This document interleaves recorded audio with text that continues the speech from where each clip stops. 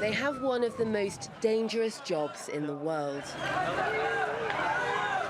These Syrian first responders were on their way to the scene of a suspected airstrike in Idlib last month.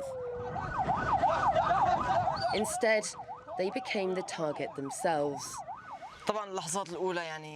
In the first moments, there was too much dust, flames and shrapnel. When the dust cleared, I checked my body and was fine. Then I started looking for my colleagues. All of them were laying on the ground. There was a walkie-talkie near one of their bodies. I took it and called operations, which sent ambulance teams for us. The first responders work for an NGO called Violet.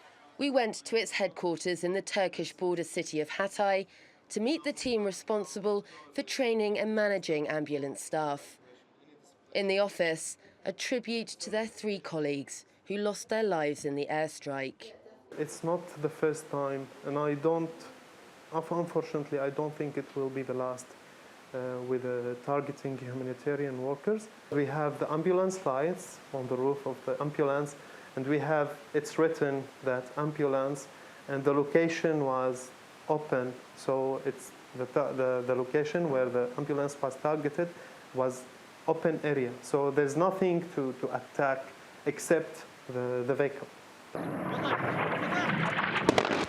The UN says that at least 26 health facilities have been attacked in the last few months. They've been hit with airstrikes even though NGOs and the UN have given some of those hospitals coordinates to Moscow to prevent attacks. Well, one of the tactics that have been used against rescue workers is known as a double tap strike.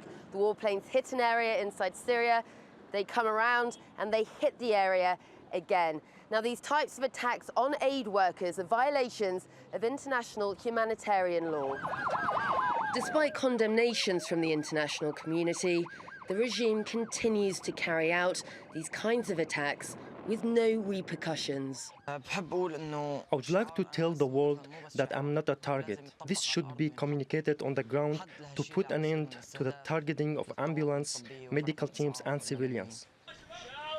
The first responders work in an area almost completely inaccessible to aid agencies.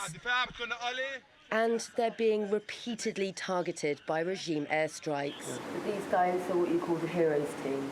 Yeah, we call it heroes team because they are really heroes. Locals here don't just call them heroes. When an airstrike hits, they're also their last hope. Sara Firth, TRT World, Hatay on the Turkish-Syrian border.